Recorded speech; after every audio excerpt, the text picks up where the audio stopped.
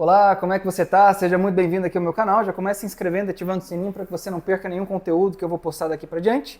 E cuide de assistir também aqueles que já estão por aqui, tá legal? Porque de fato tem bastante conteúdo muito bom e eu posto todos os dias de segunda a sexta-feira, tá bem? Muito bem.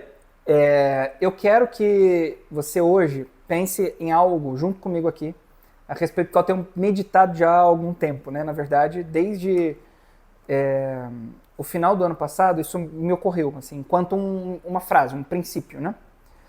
Porque a gente bem sabe, e eu já falei aqui em alguns outros vídeos, que quando a gente busca uma espécie de mudança na vida, o crescimento em virtudes e algo nesse sentido, a gente precisa pensar que o crescimento em virtude, a mudança que a gente está buscando na vida, necessariamente precisa se basear no conhecimento de alguma verdade, ou seja, eu preciso saber alguma coisa, eu preciso conhecer um verdadeiro bem para que eu apeteça esse bem, para que eu queira esse bem, para que eu deseje, para que eu queira possuí-lo, tomá-lo para mim. Caso eu não o conheça, eu não tenho como caminhar em direção a ele, eu não tenho como construir uma vida virtuosa se eu não souber a verdade a respeito dos bens que eu preciso buscar na minha vida, né, virtuosa. Isso é o que eu já sei há bastante tempo, e eu já disse isso aqui em outros vídeos também, provavelmente você também já sabe disso. Só que eu pensei em uma espécie de princípio para isso aqui, né? Uma espécie de frase que, durante uma conversa com um grande amigo, a gente conversava a respeito disso, né? De algumas temáticas, assim por diante, e veio essa frase, né? Existem certas coisas que só de saber elas mudam a tua vida. Existem certos princípios que só de conhecê-los a vida já é imediatamente transformada. E uma dessas coisas é a teologia do corpo de São João Paulo II. É a antropologia construída por São João Paulo II para nos ensinar o que é o amor segundo o plano divino e o que é que nós devemos, no final das contas, buscar dentro de um relacionamento e construir dentro de um matrimônio para vivê-lo de maneira plena, de maneira verdadeiramente amorosa, ok? Para que nós experimentemos o amor em sua plenitude. Muito bem. E eu, veja só, cheguei à conclusão de que a teologia do corpo é uma dessas coisas, baseando-me, em primeiro lugar, na minha própria experiência e meditando a respeito da experiência de várias outras pessoas. É muito curioso porque, boa parte das pessoas que tiveram contato com a teologia do corpo, um tanto quanto tardiamente, aspas aqui, né? E que falam de como foi a sua experiência de contato com a teologia do corpo, curiosamente, a frase utilizada é quase sempre a mesma. A minha esposa disse isso, um colega que eu conheci disse isso, outras pessoas para quem eu palestrei disseram isso, que é a mesma frase. Veja, por que eu não soube disso antes? Por que ninguém falava disso antes? Por que eu nunca tomei conhecimento disso antes? Veja, todas as frases se remontam a uma mesma e única coisa, que é aquele princípio que eu postulei.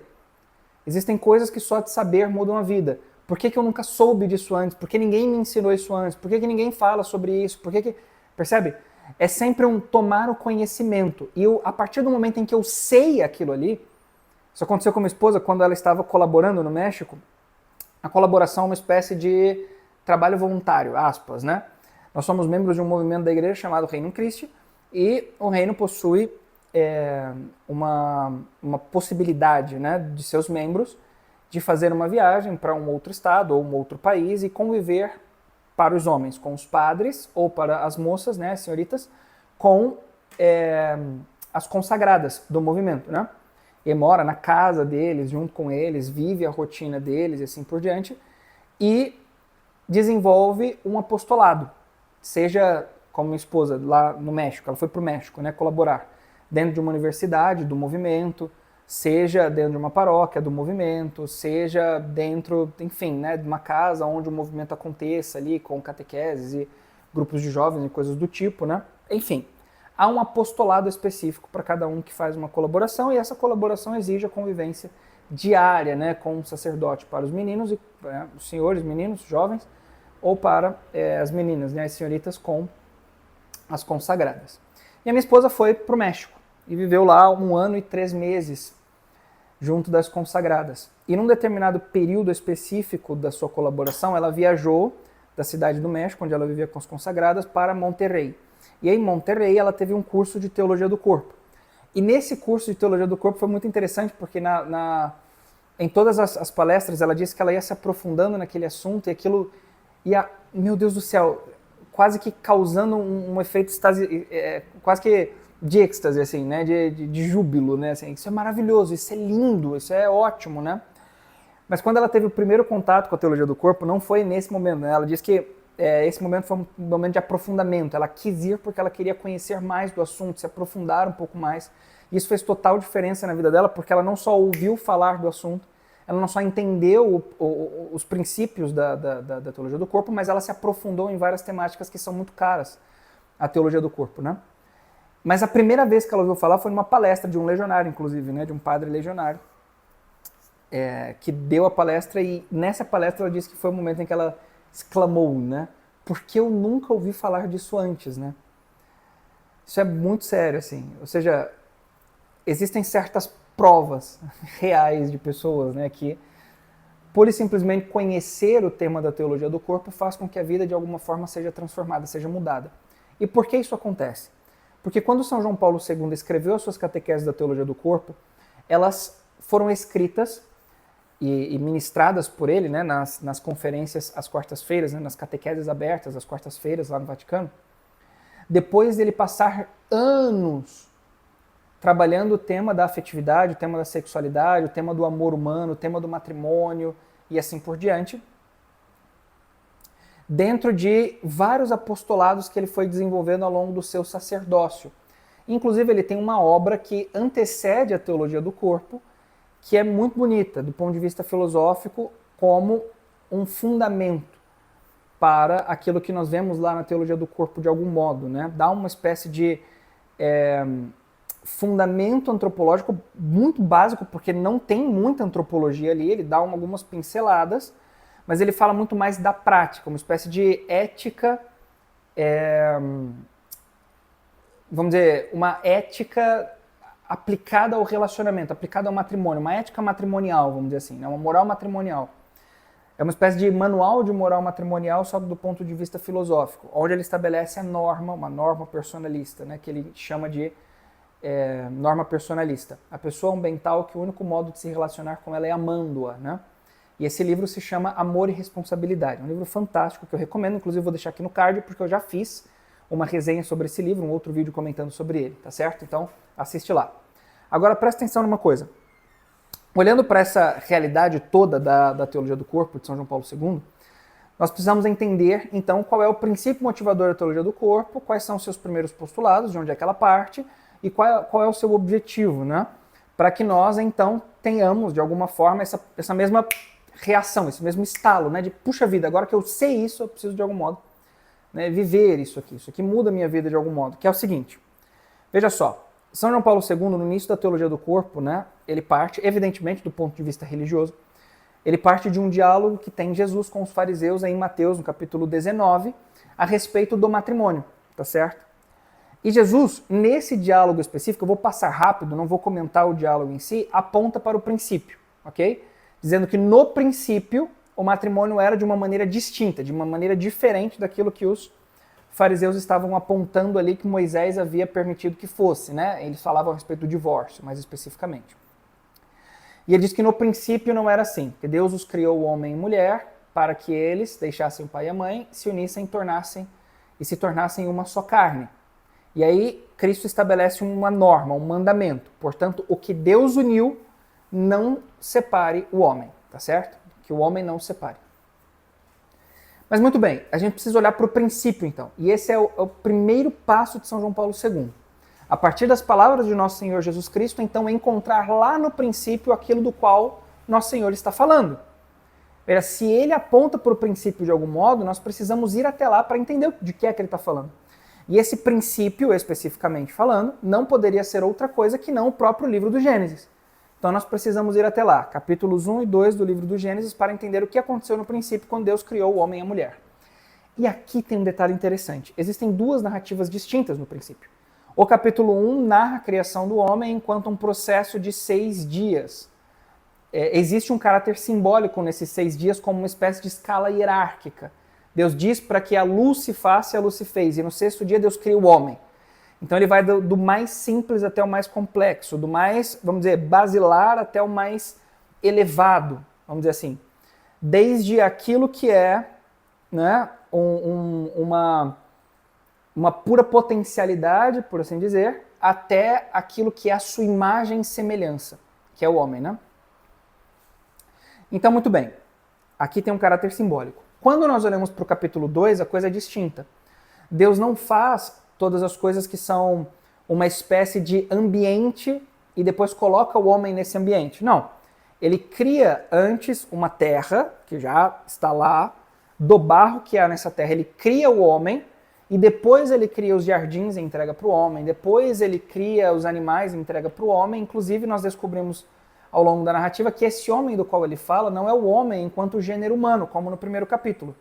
Que este homem do qual ele fala é o homem enquanto sexo masculino. Porque depois ele cria, inclusive, a mulher, o sexo feminino, né? Uma pessoa do sexo masculino e depois uma pessoa do sexo feminino, para que haja complementaridade entre esses dois. E eu quero focar aqui nesse vídeo sobre um único ponto, que é descrito de duas maneiras distintas em cada um dos capítulos, para que, sabendo, você note que isso muda a tua perspectiva a respeito do relacionamento, a respeito do matrimônio, tá certo? E a respeito, inclusive, de como você deve viver esse tempo de preparação para o matrimônio, ok? Que é o seguinte, no versículo 28, nos versículos 27 e 28 do primeiro capítulo, ele diz: a sua imagem e semelhança, né, façamos o homem a nossa imagem como nossa semelhança. Então, ele os criou, o homem e mulher ele os criou. A sua imagem ele os criou, homem e mulher ele os criou. E no capítulo 2, depois de ter criado os animais, porque Deus disse, curiosamente, de maneira super bem-humorada, não é bom que o homem esteja só, façamos-lhe uma auxiliar que lhe corresponda. E aí ele cria os animais. E aí depois de ter criado os animais, ele vê, bom, parece que o homem não encontrou ali um auxiliar que lhe corresponda. Então, vamos fazer-lhe uma auxiliar que lhe corresponda de fato. E aí ele tira a costela do homem e cria a mulher, né? E o homem exclama, agora sim, osso dos meus ossos e carne da minha carne. Veja, há uma semelhança entre essas duas coisas, entre a sua imagem os criou, homem e mulher ele os criou, e agora sim, osso dos meus ossos e carne da minha carne, né? Essa auxiliar havia sido criada de maneira definitiva. Veja só, para que a coisa fique muito clara, deixa eu distinguir uma primeira coisa. Existe uma diferença no significado de imagem e no significado de semelhança. Evidentemente. Deus não é como, eu costumo dizer que Deus não é como um adolescente que escreve várias palavras inúteis dentro de um texto pura e simplesmente para encher linguiça. Deus, tudo que ele diz, evidentemente, deve ter um significado específico e é utilíssimo para aquilo que está sendo dito. Então nós precisamos dar atenção para as duas palavras que Deus diz ali no texto. Se ele diz imagem e diz semelhança, essas duas palavras possuem conotações, sentidos diferentes que precisam ser valorizados aqui. Primeiro, imagem. Quando nós falamos de imagem, nós falamos de natureza. O homem é criado como uma natureza espiritual, dotado de inteligência, dotado de vontade, dotado de capacidade de amar, de relacionar-se com outra pessoa. Essa imagem é possuir aquelas características essenciais divinas. Deus possui uma inteligência, conhece a verdade, quer o bem, certo? Ele ama e ele é uma comunhão de pessoas. Pai, Filho e Espírito Santo que vivem numa eterna comunhão de amor. Essas características são importantíssimas. Segura que eu volto nelas já já. Mas ele diz também semelhança. O que é semelhança? Ora, São Basílio de Cesareia, um padre da igreja do século II, escreveu 2 homilias a respeito da origem do homem. E ele diz que semelhança designa o aspecto da liberdade no homem, mas não do ponto de vista da faculdade, ou seja, da capacidade de operar, de agir livremente.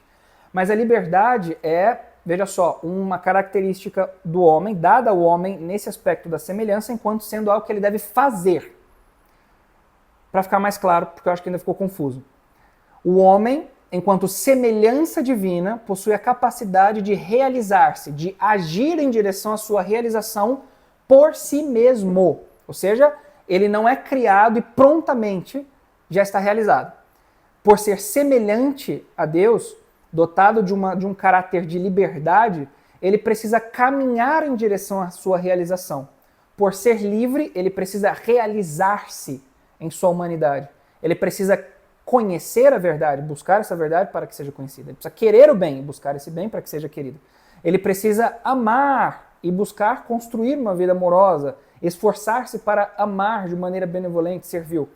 Deu para entender? Ou seja, o homem, enquanto semelhança divina, ele precisa fazer algo para realizar a sua humanidade. E aí São Basílio diz, só um adendo, né, um parêntese rápido, que Deus sabe que o homem é incapaz de realizar-se por suas próprias forças por ocasião do pecado original narrado no capítulo 3 do livro do Gênesis.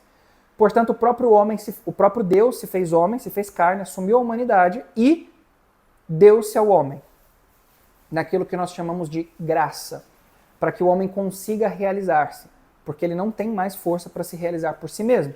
Por isso que a vida espiritual é extremamente necessária. Fecha parêntese. Voltando no capítulo 1, né, quando a gente utiliza então o termo imagem e semelhança, os dois têm conotações distintas. E é por isso que no versículo 28 ele diz: a sua imagem ele os criou, homem e mulher ele os criou. Não a sua imagem e semelhança ele os criou, homem e mulher ele os criou. Porque ser homem e mulher não compõe um aspecto de liberdade, de realização. Eu me torno homem ou eu me torno mulher, contrariando as ideologias atuais correntes por aí. Eu não me faço, eu sou. É um dado da realidade, percebe? Eu sou homem ou mulher. Só que aqui tem um ponto interessante. Não é que Deus possua um sexo, entende? Para se distinguir nesse sentido. E é por isso que é a imagem de Deus que nós somos criados enquanto homem e mulher. Não é isso. Mas a distinção entre ser homem e mulher corresponde ao fato de que Deus é comunhão de pessoas. Então, o ser homem e mulher corresponde a uma complementariedade, que é uma característica essencial do amor. Nós somos criados à imagem de Deus enquanto homem e mulher, porque a nossa masculinidade e feminilidade são complementares, de tal modo que nós possamos viver uma comunhão de pessoas através dessa nossa diferença entre sexos, entende? Ser imagem divina, nesse sentido, possui uma outra característica, então. Além de experimentarmos a comunhão de pessoas tal qual Deus o vive em si, pelo amor que nós somos chamados a viver, de alguma forma, o amor humano aponta para o amor divino. Nós somos sinais do amor divino. O matrimônio, a união de um casal, um relacionamento foi feito para ser um sinal, um sacramento do amor de Deus. E por isso Cristo instituiu o matrimônio como um sacramento efetivo, para que ele se colocasse, se dispusesse a estar presente no sacramento, no matrimônio. Por isso que o Fulton Sheen, né, Cardeal Fulton Sheen, o venerável Fulton Sheen, diz 3 para casar. 3 são necessários para o matrimônio: o amante, o amado e o amor. Percebe? O amor enquanto, com A maiúsculo, né? O amor enquanto o próprio Deus. Percebe? Deus precisa estar ali. Por quê? Porque é o amor divino que nós estamos sinalizando enquanto casados, enquanto um casal, enquanto construindo um relacionamento que visa o matrimônio. Então, quando você pensa em construir um relacionamento, em construir uma família, você pensa em ser, na tua família, um sinal do amor divino. Enquanto você vive o teu matrimônio, você pensa em ser aí no teu matrimônio um sinal do amor divino. É a isso que nós somos chamados enquanto vivendo o matrimônio. Isso é maravilhoso. Percebe o quanto isso muda a perspectiva sobre o que nós precisamos viver e o que nós almejamos? Isso é um aspecto que só de saber modifica. E é a isso que corresponde aquele agora sim, osso dos meus ossos e carne da minha carne. A mulher enquanto auxiliar do homem, entende? Nesse aspecto de complementariedade por sinalizar o amor divino dentro do matrimônio. Deu para entender isso aqui? Isso é maravilhoso, não é não? Então, muito bem. E eu realmente acredito que isso é algo que só de saber já muda a vida. E se você quiser se aprofundar, eu vou deixar aqui na descrição um link para o meu curso chamado Aurora, um olhar para o princípio, em que nós direcionamos o nosso olhar lá para o princípio. Eu explico, baseando-me na teologia do corpo, todo o princípio antropológico, tá certo? Que está por detrás daquilo ali que está sendo explicado, que eu expliquei minimamente hoje, nesse vídeo, tá certo? Para que você, sabendo o que você precisa viver, você saiba o que é que você precisa fazer daqui para diante para viver isso aí, tá bem? E eu te dou alguns passos práticos, inclusive lá dentro do curso, para colocar ali, né, executar, operar, agir de fato em conformidade com isso que se sabe. Tem um e-book lá, tem várias aulas bônus e assim por diante. Clica lá no link e acesse que vai te ajudar bastante. Tá legal? Espero que você tenha gostado deste vídeo. Deixa o seu like aqui se você realmente gostou, se ele te ajudou em algo. Se inscreva no canal, ative o sininho, tá bom? E deixa aqui nos comentários a tua opinião, eu quero ler o que você tem a dizer a respeito do que eu disse aqui hoje, tá bem? Um forte abraço, fique com Deus, nos vemos na próxima. Tchau!